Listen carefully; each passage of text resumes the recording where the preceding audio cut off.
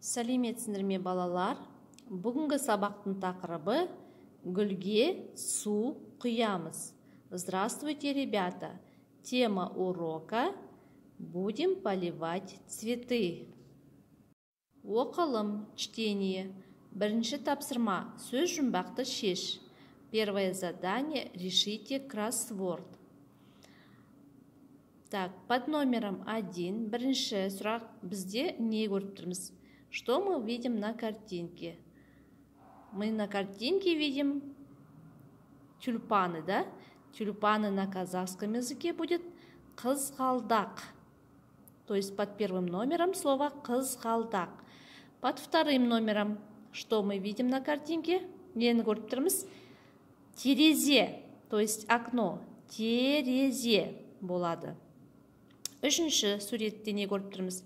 На третьей картинке мы видим какие цветы? Розы. То есть розы это у нас что? Раушан. Төртінші суретте не көріп тұрмыз? На четвертом рисунке что мы видим? Шар, да? Шар таки остается, не переводится. Айтылым устная работа, екінші тапсырма.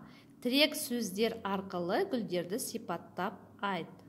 Второе задание. С помощью опорных слов опишите цветы, которые даны внизу.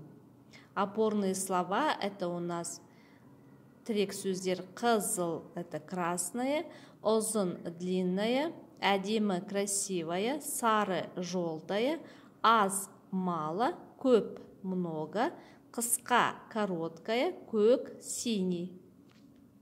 Оқылым, чтение. Үшінші тапсырма. Қай сөйлем дұрыс? Анықта. Третье задание. Какое предложение правильно? Определите. Білгенге маржан. Для тех, кто хочет знать. Мақал-мәтел, пословица. Елдің көркі қыз, жердің көркі гүл. То есть значение это будет украшение народа это девушка, украшение земли это цветы. Үйге тапсырма, домашнее задание. Төртінші тапсырма, четвертое задание. Қағаздан өзің қалаған гүлді жаса, боя. Сделайте из бумаги цветы, которые вам нравятся. Оны досыңа сыйла, подари другу. Досың гүлге таңдансын, саған алғыс айтсын. Пусть ваш друг восхитится подаренным вами цветы и скажет вам спасибо, то есть поблагодарит вас. Осымен сабағымыз аяқталды. Сау болыңдар.